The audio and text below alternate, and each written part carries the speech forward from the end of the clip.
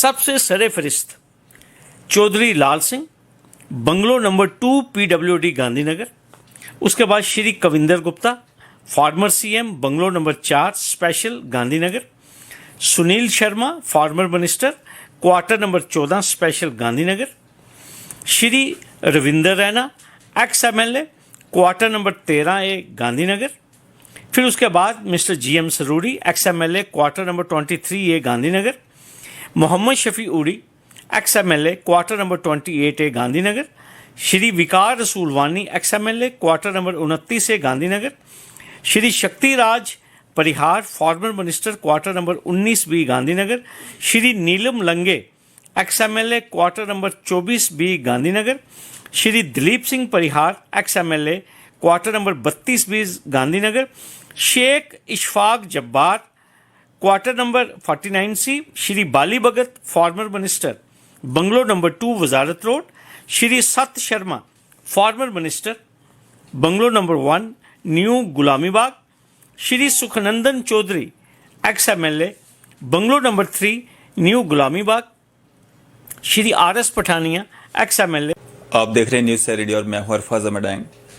जैसा कि आप सब जानते हैं कि जब भी कोई मंत्री बनते हैं, ब्यूरोक्रेट्स बनते हैं, उनकी सर्विसेज के दौरान उनको एक फैसिलिटी दी जाती है, सरकारी बंगलोज दिए जाते हैं उनको, जितनी उनकी सर्विसेज रहती है। लेकिन आप देखेंगे जम्मू व कश्मीर में बहुत सारे ब्यूरोक्रेट्स ऐसे हैं, बहुत सारे जो मंत्री रहे हुए हैं, जो MLAs रहे हुए हैं, वो अभी तक जो है उन सर्विसेज का उपयोग कर रहे हैं जिनके वो हकदार नहीं हैं, और कहीं ना कहीं जो पैसा उन पे इस्तेमाल हो रहा है वो आम जनता का, जो एक टैक्स पेयर्स का पैसा है, वो इस्तेमाल हो रहा है।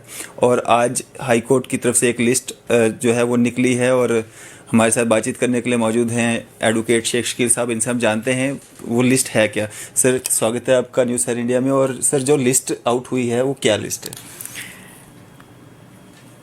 डैंग साहब, ऐसा है, हाई कोर्ट में एक पब्लिक इंटरेस्ट लिटिगेशन हमने फाइल की थी, जिसमें हमारी गुहार ये थी कि जितने भी एक्स मिनिस्टर्स हैं, एक्स लेजिस्लेटर्स हैं, एक्स ब्यूरोक्रेट्स हैं, और भी लोग हैं जो अपनी टर्म मुकम्मल होने के बाद या अपनी रिटायरमेंट के बाद सरकारी जो एकोमोडेशन है उसको एंजॉय कर रहे हैं गैर कानूनी तौर के ऊपर, वो खाली करवाई जाए। उस याचिका की, जनहित याचिका जिसका उन्वान SK भल्ला वर्सेस स्टेट है, उसकी आज सुनवाई हाई कोर्ट में थी जी। और आज काफ़ी इम्पॉर्टेंट ऑर्डर जो है डिवीज़न बेंच ने पास किया है जी। आपको बता देना चाहता हूँ कि सरकार की तरफ से BA डार साहब, असीम सानी जी जो कि एडिशनल एडवोकेट जनरल है, उन्होंने सरकार का पक्ष कोर्ट के सामने रखा। कोर्ट के सामने ये बात आई कि 2018 में, आपको मालूम है, जून के बाद यहाँ पे कोई इलेक्टेड सरकार नहीं है, लेकिन अभी भी चंद मिनिस्टर्स जो हैं, एक्स मिनिस्टर्स, एक्स लेजिस्लेटर्स जो हैं, वो गवर्नमेंट अकोमोडेशन में अनऑथोराइजली स्टे कर रहे हैं। हाई कोर्ट ने डिटेल ऑर्डर पास किया है। आज जम्मू कश्मीर सरकार को ये कहा है कि 21 या 22 दिसंबर से पहले सरकार बताए कि सरकार उनके खिलाफ क्या कार्रवाई करने जा रही है। हाई कोर्ट ने यह भी कहा कितना बिजली का किराया, कितना एरियर्स ऑफ रेंट, और इन मिनिस्ट्रियल बंगलोज या A टाइप की कोठीज जो भी हैं, इनके ऊपर कितनी रेनोवेशन हुई है, इनके ऊपर कितनी मेंटेनेंस के ऊपर कितना पैसा लगा है, पर्टिकुलरली उस पीरियड में जब ये लोग अनऑथोराइज्ड वहाँ स्टे कर रहे हैं। और साथ में हाई कोर्ट ने ये भी बताया, हाई कोर्ट को ये बताया गया कि कुछ लोग ऐसे भी हैं जिन्होंने कुछ हमारी लोअर कोर्ट से या सिंगल बेंच हाई कोर्ट से कुछ स्टे ऑर्डर भी हासिल किए हैं। तो हाई कोर्ट ने अपने ऑर्डर में ये भी आज क्लैरिफाई किया कि वो तमाम ऑर्डर्स जो सुप्रीम कोर्ट की हदायत के अगेंस्ट हैं, उसके मुतल्लिक भी हाई कोर्ट ने टिप्पणी की है। और साथ में सरकारी जो वकला पेश हुए हैं उनको ये भी कहा है कि वो जितने भी इस किस्म के केसेस हैं जी। उन केसेस की तफसील तारीख आइंदा पर पेश की जाए। और जो आज हाई कोर्ट ने, खंडपीठ ने जो ऑर्डर पास किया है, इस ऑर्डर की कॉपी जो है, और ये जो स्टेटस रिपोर्ट जो फाइल की गई थी हाई कोर्ट में 2 अक्टूबर को, उसकी कॉपी इन तमाम जो इलीगल ऑक्यूपेंट्स हैं, जो अनऑथोराइजली बैठे हुए हैं, इनको भेजी जाए और उसी को ही उनकी तलबी तसव्वुर किया जाएगा। एक बड़ी इम्पॉर्टेंट बात जो मैं डैंग साहब आपसे शेयर करना चाहता हूँ, 2 अक्टूबर 2020 को हमारे एडिशनल एडवोकेट जनरल असीम सानी साहब ने एक हाई कोर्ट में एक कंप्लायंस रिपोर्ट, एक स्टेटस रिपोर्ट दायर की थी। उसके साथ उन्होंने एक लिस्ट भी शामिल की थी कि ये कौन से लोग हैं जो लोग कॉन्ट्रेरी टू देयर एंटाइटलमेंट जो है वो वहाँ पे स्टे कर रहे हैं। चंद नाम मैं चाहता हूँ, अगर आप मुझे इजाज़त देंगे। इसमें लिखा है अनेक्शर 1, list of honourable x CMs, ex minister, x MLA, x MLC, political persons who are still residing in estates accommodation as on 2 September 2020। सबसे पहले लिखा गया है family of late Shri GM Shah ex CM, bungalow number 11, special Gandhinagar. फिर उसके बाद हमारे जो एक्स मिनिस्टर्स हैं उनके नाम हैं। सबसे सरे फरिस्त Chaudhary Lal Singh, bungalow number 2, PWD Gandhinagar. उसके बाद Shri Kavinder Gupta, former CM, bungalow number 4, special Gandhinagar. Sunil Sharma, former minister, quarter number 14, special Gandhinagar. Shri Ravinder Raina, ex MLA, quarter number 13A, Gandhinagar. फिर उसके बाद mister GM Saroori, ex MLA, quarter number 23A, Gandhinagar. Mohammad Shafi Uri, ex MLA, quarter number 28A, Gandhinagar. Shri Vikar Rasool Wani, ex MLA, quarter number 29A, Gandhinagar. Shri Shaktiraj Parihar, former minister, quarter number 19B, Gandhinagar. Shri Neelam Lange, ex MLA, quarter number 24B, Gandhinagar. Shri Dilip Singh Parihar, ex MLA, quarter number 32B, Gandhinagar. Sheikh Ishfaq Jabbar, quarter number 49C। Shri Bali Bhagat, former minister, bungalow number 2, Wazarat road. Shri Sat Sharma, former minister, bungalow number 1, new Gulamibagh. Shri Sukhnandan Chaudhary, ex MLA, bungalow number 3, new Gulamibagh. Shri RS Pathania, ex MLA, bungalow number 6, new Gulamibagh. और ये list जो है फिर उसके बाद Shri Rajesh Gupta, ex MLA, quarter number 1, Wazarat road. इसके अलावा कुछ MLCs हैं, जफ़र इकबाल मनहास, प्रोफेसर भीम सिंह, श्री रविंदर शर्मा, विबोध गुप्ता, श्री प्रदीप शर्मा, अशोक खजूरिया। और पॉलिटिकल पर्सन हैं काफ़ी लोगों के नाम हैं। अब मैं किस किस का नाम आपसे मैं शेयर करूं। और ये लिस्ट जो है इसमें अनेक्शर 2 भी है, काफ़ी सारे लोगों के नाम हैं जो कि एक्स मिनिस्टर्स हैं। तो हाई कोर्ट ने आज जब ये सुनवाई हुई है तो हाई कोर्ट को ये भी बताया गया कि इनमें से कुछ लोग ऐसे हैं जो कि प्रोटेक्टेड पर्सन्स भी हैं। तो BA डार साहब जो सरकारी वकील इसमें जो पेश हो रहे थे, उन्होंने ये कहा कि ऐसा जम्मू कश्मीर में कोई कानून नहीं है कि जो प्रोटेक्टेड पर्सन है उसको हमने सिक्योरिटी जिसे कहते हैं कि रिहाइश जो है वो देना लाजमी है। ये एक डिबेटेबल पॉइंट है। अभी नेक्स्ट डेट 22 को रखी गई है, उसके ऊपर ये डिबेट ज़रूर होगी। और ये बात डार साहब ने कही कि अगर कोई मज़ाफ़ात में कोई प्रोटेक्टेड पर्सन है, अगर वो कोई श्रीनगर में आते हैं या किसी मीटिंग में आते हैं, उनको 1 दिन के लिए, 2 दिन के लिए, 4 दिन के लिए उनको कहीं पे सरकारी रिहाइश दी जा सकती है। अब ये तमाम सवालात जो हैं इसमें एक ये भी इशू उठने वाला है कि जिनको सरकार ने खुद सिक्योरिटी दी हुई है, जो प्रोटेक्टेड पर्सन्स हैं।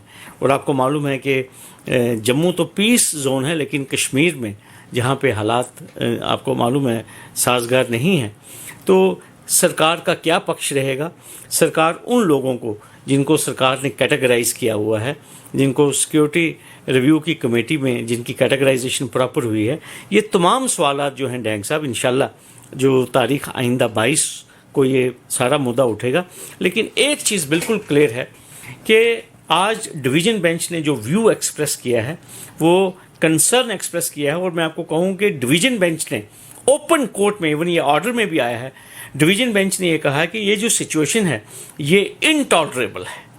ये सिचुएशन इनटॉलरेबल क्यों है? क्योंकि जब आपका टर्म एक्सपायर हो चुका है, अगर आप MLC हैं, आपकी टर्म पूरी हो गई है। अगर आप मिनिस्टर हैं तो आप मिनिस्टर के ओहदे से सबकदोश हो चुके हैं। आपको मालूम है जून 2018 में यहाँ पे सरकार जो थी वो गिर गई थी, और उसके बावजूद भी जो मैंने नाम पढ़ के बताए हैं, आप देखिए हमारे टॉवरिंग लीडर्स हैं, चाहे वो किसी भी पॉलिटिकल पार्टी से हैं, कांग्रेस से हैं, भारतीय जनता पार्टी से हैं, एनसी से हैं, तो ये लोग जम्मू में भी और श्रीनगर में भी मिनिस्ट्रियल बंगलोज में बैठे हुए हैं। ये टैक्स पेयर्स के मनी के ऊपर they are enjoying the government accommodation. और सबसे बड़ी बात, हाई कोर्ट ने ये कहा है कि पूरा इनका जो लेखा जोखा है, पूरा जो रिकॉर्ड है, इनका बिजली का किराया कितना है, एरियर्स तो नहीं है, कोई रेंट के कितना किराया बनता है इनका, और बिजली कैसे इस्तेमाल कर रहे हैं, ये तमाम तफसीलात जो हैं हाई कोर्ट के आज के आर्डर में है।